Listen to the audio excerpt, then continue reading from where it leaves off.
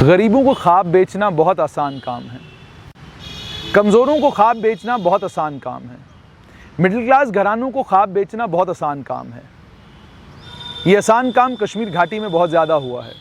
और ख्वाब भी क्या बेचा गया? आज़ादी का।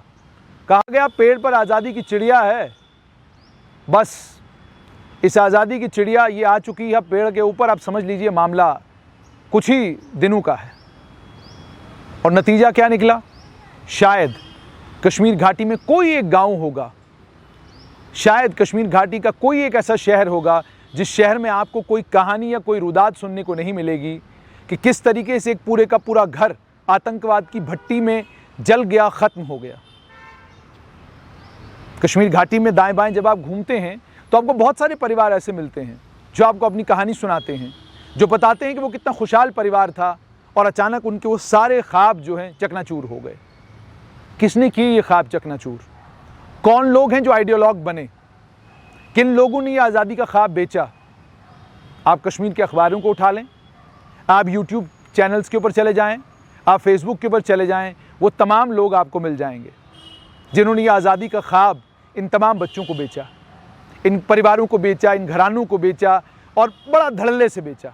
और बेचने के बाद इन तमाम परिवारों को जब इन्होंने अपने घर का वही एक शख्स जो रोज़ी रोटी कमाने वाला था, वही एक बच्चा जिसके ऊपर उनको उम्मीद और तवक्का थी कि आने वाले कल में हमारा सहारा बनेगा, हमारा घर चलाएगा, हमारे परिवार को चलाएगा और हम इस गुर्बत से बाहर आएंगे, वही बच्चा आतंकवादी बन गया। उसी ने बंदूक उठाई और उसके बाद उसके बाद एक मुठभेड़ हुई और उस मुठभेड़ में वो मारा गया। फौज ने मौका भी दिया कि भाई आप सरेंडर कर लें, लेकिन उस बच्चे को ये लगा कि वो जो इंडोक्ट्रिनेशन होती है, जब आपके जहन में कोई चीज़ भर दी जाती है तो आपको ख्वाब जो है ना बड़े सुहाने लगते हैं। नतीजा क्या निकला? नतीजा ये निकला कि कश्मीर घाटी में एक बहुत बड़ी तादाद उन परिवारों की है जिन परिवारों में का पालन पोषण करने के लिए, जिन परिवारों का किचन चलाने के लिए अब उनके घर में कोई भी नहीं है। कौन लोग हैं इसके जिम्मेदार? कौन है आइडियोलॉग? कौन है वो लोग जो वाइट कॉलर हैं? एक सरकारी मुलाजमत मिलती है, उस सरकारी मुलाजमत के बलबूते पर 300 करोड़ की प्रॉपर्टी कैसे बनती है? एक सरकारी मुलाजमत मिलती है, उस मुलाजमत की वजह से आपके पास 100 करोड़ कहाँ से आता है?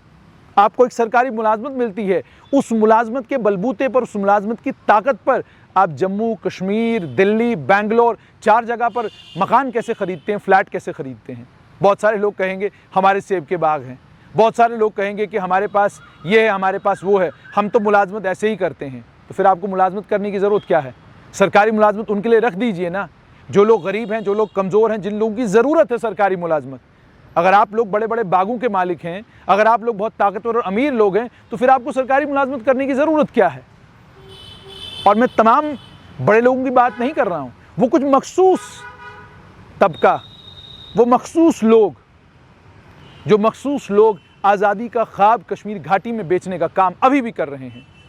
वो वाइट कॉलर लोग खुद तो 5 स्टार कारों में, फरारियों में और बड़ी बड़ी गाड़ियों में घूमते हैं, खुद का इलाज हमारे देश के सबसे बेहतरीन हार्ट इंस्टीट्यूट में कराते हैं, खुद का इलाज दिल्ली के 5 स्टार हॉस्पिटल में कराते हैं, खुद का इलाज लंदन और अमेरिका में जाकर कराने की ताकत रखते हैं। वही वाइट कलर लोग इस आज़ादी के ख्वाब को उन गरीबों को बेचते हैं, उन कमज़ोरों को बेचते हैं, उन मिडिल क्लास फैमिलीज़ को बेचते हैं जिनके पास सरमाए के तौर पर सिर्फ उनका बेटा या उनकी बेटी, उनका भाई, उनके घर का कोई एक आधा फ़र्द होता है। ये ख्वाब बेचने का काम होता है। और उसके बाद किताबें भी बता दी जाती हैं कि आपको ये किताब पढ़नी है, आप पढ़िए क्यूबा के फ़लाँ आदमी की किताब। और उसके बाद वो एक टी शर्ट भी आती है, उस टी शर्ट के ऊपर यहाँ पर लिखा अलग अलग तरह के स्लोगन्स बनाए होते हैं और वो डेलिबरेटली उस तरह के स्लोगन वाली टी शर्ट डाली जाती है ताकि कन्वे किया जाए अगले को मैसेज कि जनाब देखिए हमारी सोच क्या है, हमारा ख्याल क्या है। तस्वीरें मिलती हैं आपको, देश विदेश के बहुत सारे रेवोल्यूशनरीज़ हैं जिन्होंने इनकलाब लाए अपने देशों में, उन इनकलाबी लोगों की तस्वीरें इन गरीबों के घरों में आपको मिलेंगी। और वो जो वाइट कॉलर लोग हैं, वो जो ताकतवर लोग हैं, उनके घरों में इन इनकलाबियों की तस्वीरें नहीं होती। उनके घरों में अलग तरह की तस्वीरें होती हैं, वहाँ अलग तरह की सोच होती है, वहाँ अलग तरह का प्लान और वहाँ अलग तरह का प्रोग्राम होता है। उनके बच्चे इंग्लैंड में जाके जो है अलग अलग तरह के कोर्सेज करते हैं। उनके बच्चे अमेरिका में और यूरोप के अलग अलग देशों में जाकर अलग अलग यूनिवर्सिटीज़ से डिप्लोमाज और डिग्रीज लेकर जो है कश्मीर घाटी में वापस आते हैं। वो आते इसलिए हैं क्योंकि उनको नेता बनना होता है, उन्हें लीड करना है, वो लीड करने वाले हैं, वो लीडर हैं। ये आम आदमी के लिए, गरीब आदमी के लिए, कमज़ोर आदमी के लिए, कश्मीर घाटी के उस आदमी के लिए जो शिकारा चलाता है, कश्मीर घाटी के उस आदमी के लिए जो गांव देहात में रहता है, ये क़यादत उनके लिए नहीं है। क़यादत ताकतवर लोगों के लिए है, क़यादत वाइट कॉलर लोगों के लिए है जो दोनों तरफ हैं। इधर वो kashmirfight.wordpress.com चलाते हैं और उधर वो एक हमारे देश के प्रसिद्ध और बड़े इम्पोर्टेंट अखबार के संवाददाता भी हैं।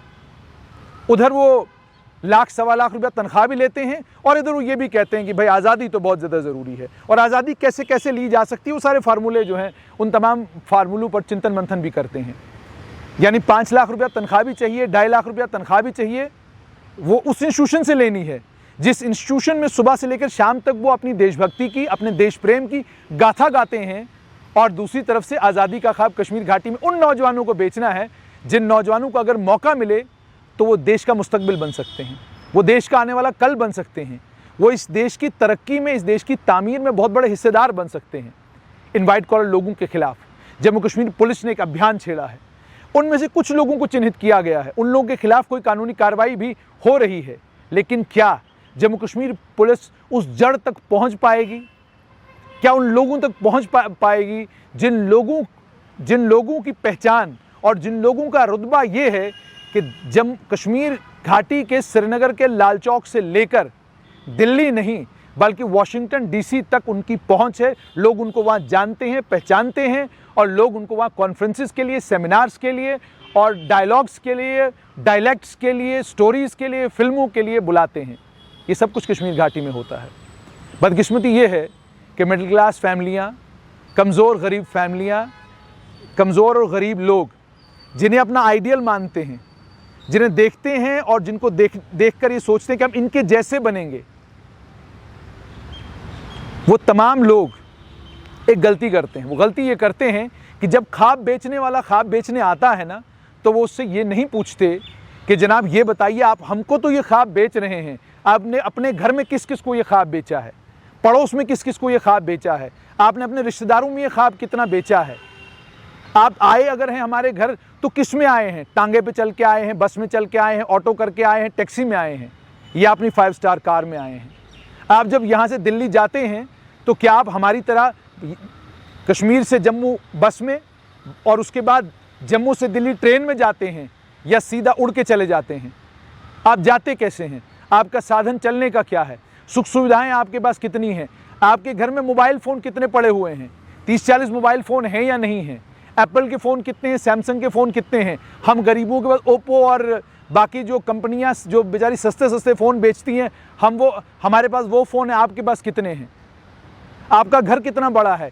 ये सारे सवाल ना तो कोई गरीब कश्मीरी पूछता है, ना मिडिल क्लास कश्मीरी पूछता है, क्योंकि उसे तो पता ही नहीं होता है कि उसका बेटा बाहर जाकर जो ख्वाब खरीद रहा है, वो बेटा ये सब सवाल इस समाज से पूछ ही नहीं रहा। अगर ये बच्चे समाज से ये सब सवाल पूछना शुरू करें, उन आइडियोलॉगों को जो खुद को कश्मीर घाटी के नौजवानों का आइडियोलॉग, खुद को कश्मीर घाटी के लोगों का और बच्चों का आइडियल कहते हैं, जब आप उनसे ये सवाल करना शुरू करेंगे, यकीन मानिए आप इस प्रोपेगेंडे का शिकार नहीं होंगे, आप इस सारी दलील का शिकार नहीं होंगे।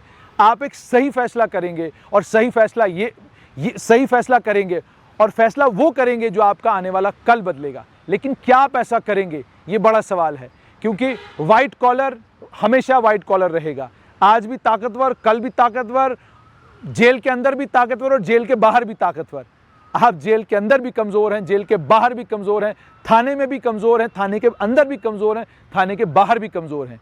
इसलिए बेहतर यही है, middle class, lower middle class, गरीब लोग, वो तमाम लोग जिनके बच्चे इस आतंकवाद की भट्टी में झुलसते रहे हैं, जिनके बच्चे इस आतंकवाद की भट्टी का शिकार हुए हैं, मुझे उम्मीद है वो सवाल करना शुरू करेंगे।